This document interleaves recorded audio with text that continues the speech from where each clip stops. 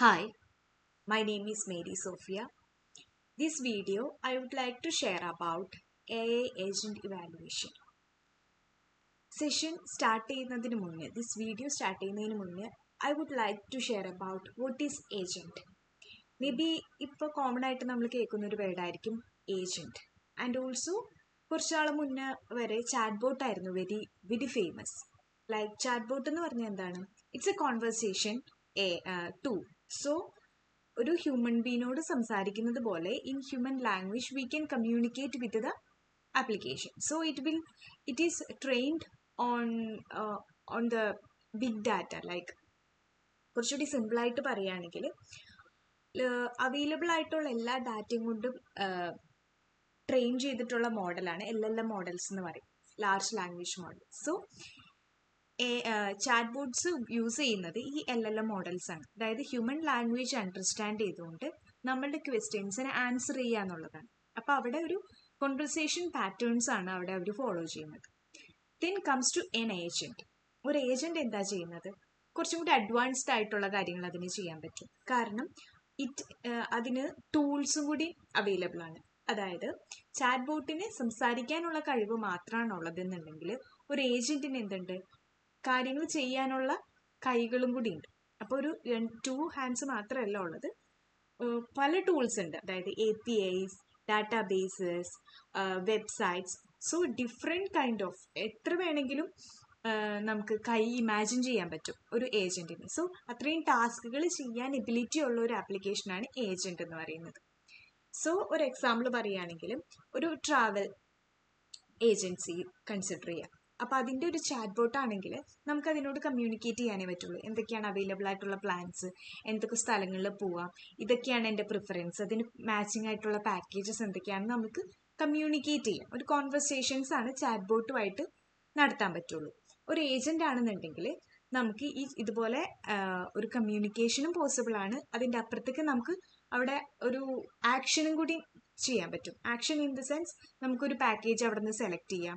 ആ പാക്കേജ് അനുസരിച്ച് നമുക്കൊരു ഹോട്ടൽ ബുക്ക് ചെയ്യാം. ആ ഹോട്ടലിൽ ഇത്ര ഡേയ്സിൽ അലോട്ട് ചെയ്യാം.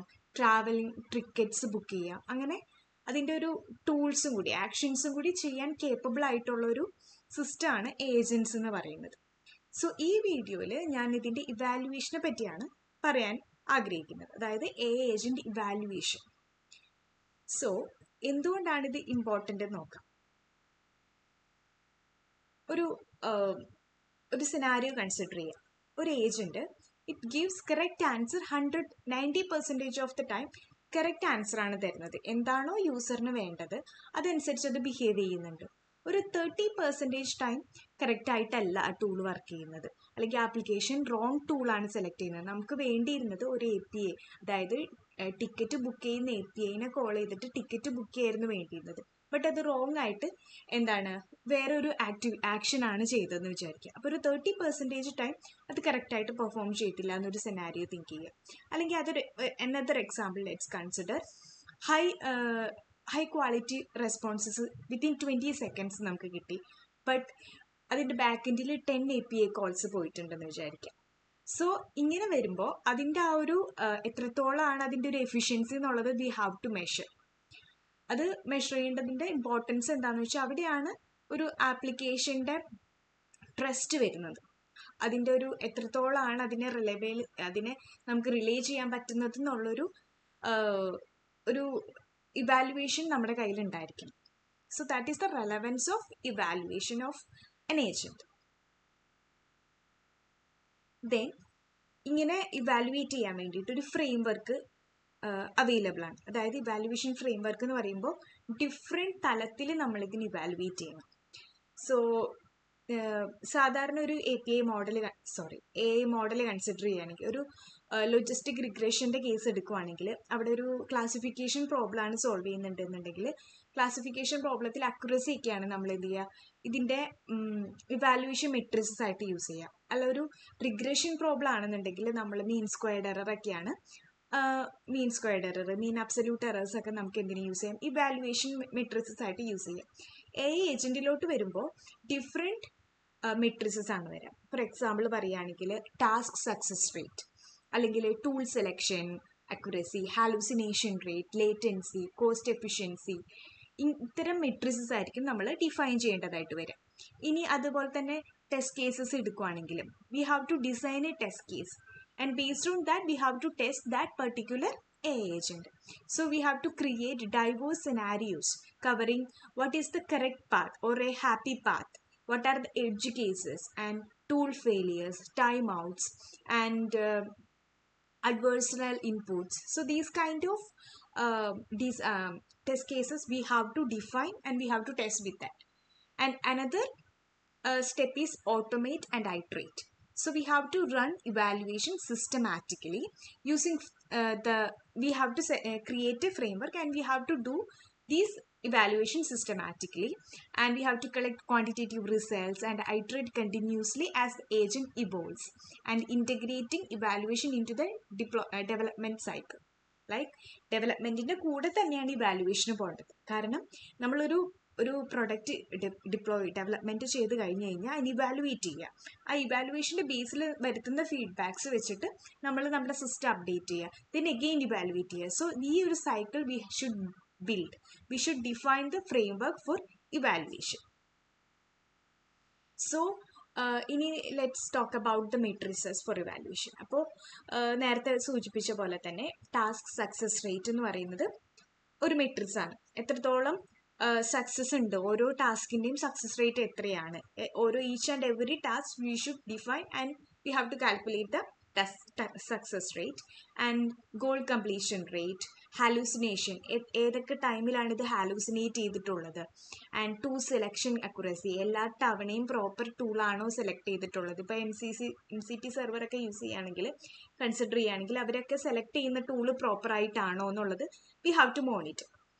And goal completion rate, then latency, cost per success task. So there are different matrices. ഈ മെട്രിസസിനെ തന്നെ നമുക്ക് ഗ്രൂപ്പ് ചെയ്യാനായിട്ട് പറ്റും. എങ്ങനെയായിരിക്കും? Like there are evaluation frameworks already available ആയിട്ടുള്ളത്, നമുക്കത് യൂസ് ചെയ്യാം. അതായത് ലാൻഡ് സ്മിത്തിൻ്റെ, ഡീപ് വെബാൽ, ഓപ്പൺ AIs ഒക്കെ അവരുടെ ടൂൾസ് യൂസ് ചെയ്തിട്ട് നമുക്ക് AI ഏജൻസിനെ ഇവാലുവേറ്റ് ചെയ്യാൻ പറ്റും. അതിനുള്ള ഫ്രെയിംവർക്ക്സ് അവൈലബിൾ ആണ്. സോ കുറേ മെട്രിസസ് ഒക്കെ നമുക്ക് ഓട്ടോമാറ്റിക്കലി ക്രിയേറ്റ് ചെയ്യാൻ പറ്റും, ജനറേറ്റ് ചെയ്തിട്ട് ടെസ്റ്റ് ചെയ്യാനായിട്ട് പറ്റും. So right tool as per the requirement, അല്ലെങ്കിൽ നമ്മുടെ ഏജൻറ്റിൻ്റെ ആർക്കിടെക്ചർ അനുസരിച്ച്, അതിൻ്റെ ബിഹേവിയർ അനുസരിച്ച് we have to select appropriate framework. So 3 type of dimensions ആണ് ഇവാലുവേഷൻ വരുന്നത്. അതായത് ഔട്ട്കം ക്വാളിറ്റി, ലൈക്ക് നമ്മൾ നേരത്തെ കുറച്ച് മെട്രിസസിൻ്റെ കാര്യം പറഞ്ഞു, ടെസ്റ്റ് കേസസിൻ്റെ കാര്യം പറഞ്ഞു. സോ ഇവാലുവേറ്റ് ചെയ്യുന്നതിന് 3 ഡയമെൻഷൻസ് ആണുള്ളത്. ഒന്ന് ഔട്ട്കം ബേസ്ഡ് ആയിട്ടുള്ള ഇവാലുവേഷൻ.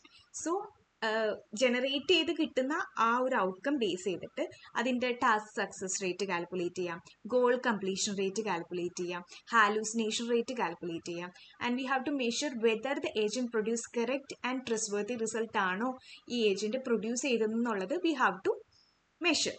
ആൻഡ് നെക്സ്റ്റ് ഡയമെൻഷൻ എന്ന് പറയുന്നത് ഓപ്പറേഷണൽ എഫിഷ്യൻസിയാണ്.